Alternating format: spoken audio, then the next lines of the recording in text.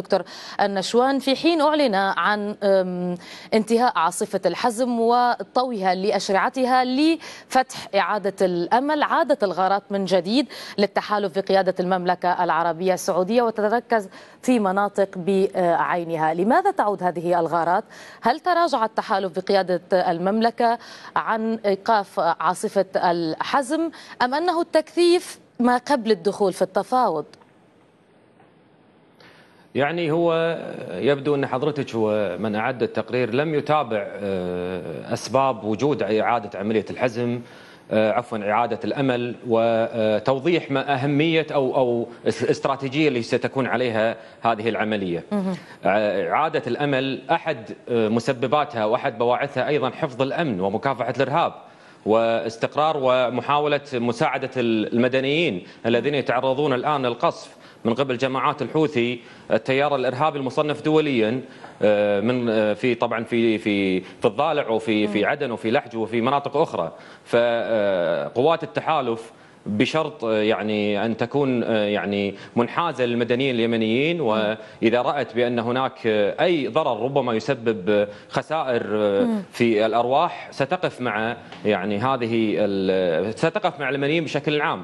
وقوات الحوثي التي تتمركز الآن في عدن وتحاول دخولها والخروج منها ومسيطرة على هذه المحافظة، قوات التحالف مجبرة أن تقف في صف اليمنيين في صد هذه التيارات أو الميليشيا الإرهابية، في لعمل موازنة على الأقل في الجو، وتحطيم القدرات التي من الممكن أن إذا ما استمرت فيها أن تسيطر بالفعل على محافظة عدن. فلذلك عملية إعادة الأمل وإن كان من ضمنها شق سياسي، لكن هناك شق عسكري، وهو مهاجمة من يسبب مشاكل او يؤثر على السلم الاهلي او السلم الوطني حتى في طيب، جمهورية اليمن. دعني احيلك سيد النشوان عن اكثر من مسار في اعاده الامن. دعني احيلك لما قالته هيومن رايتس ووتش اليوم بعد استهداف اوكسفام بإدانة لهذه الغارات التي طاولت مخازن للأغذية وبالتالي حتى لمواقع غير عسكرية، واعتبرته انتهاكا لقواعد الحرب. كيف يمكن أن تكون؟ هذا الكلام غير صحيح. لم تتحدث هيومن واتش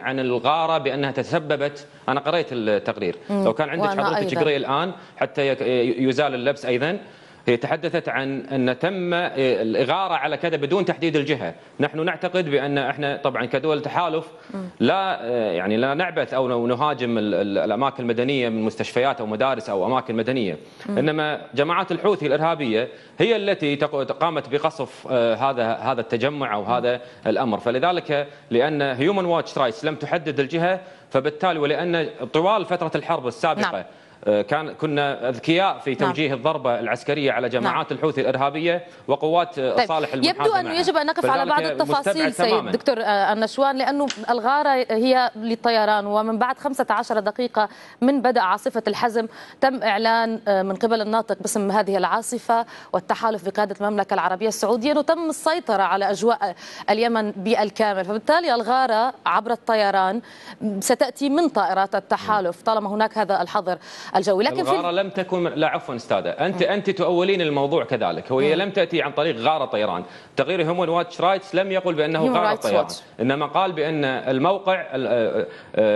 الموقع قد دمر، لكن من دمر؟ وقالت في اثناء الغارة. لكن هل هناك طبعا الغارة كانت موجهة على جماعات الحوثي. جماعات الحوثي الإرهابية وجماعة أنصار الله هي جماعة إرهابية مصنفة كذلك، فبالتالي من الطبيعي أن تهاجم مقر مدني في ذلك.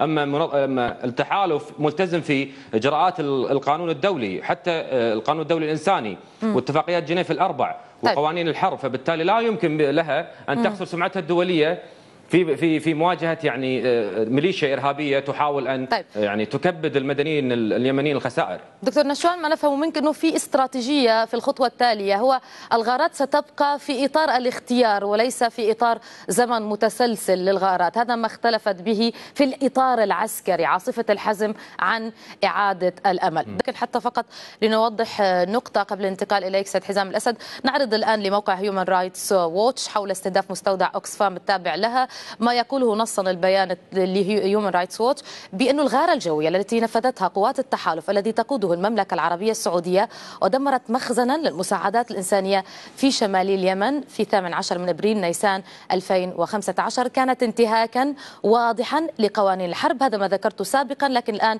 نعرضه مباشرة من الموقع الرسمي لهيومن رايتس ووتش. هذا فقط للمصداقية، لن نعود للدخول في جدلية خلفيات هذا. لا، هذا طالع من عندكم، الويب سايت عندكم، عفوا هذا مو الويب سايت للمنظمة، هذا ويب سايت للقناة. هو مكتوب هيومن رايتس ووتش في اليمين في اعلى الشاشه في الازرق. انتم في العاده يعني هذا الشعار. قناه الميادين في العاده دائما تكتب كلام غير حقيقي، فانتم غير يعني قناه غير منحازه وغير حياديه، فلذلك لا يمكن الاستدلال على كلامكم. انما اذا عرضتوا شيء واضح من قناه من قناه منحازه او عفوا محايده ممكن اخذها كعين الاعتبار، اما اذا كان من القناه الميادين فلا يكون اطلب منك ان تبقى معنا مشكورا.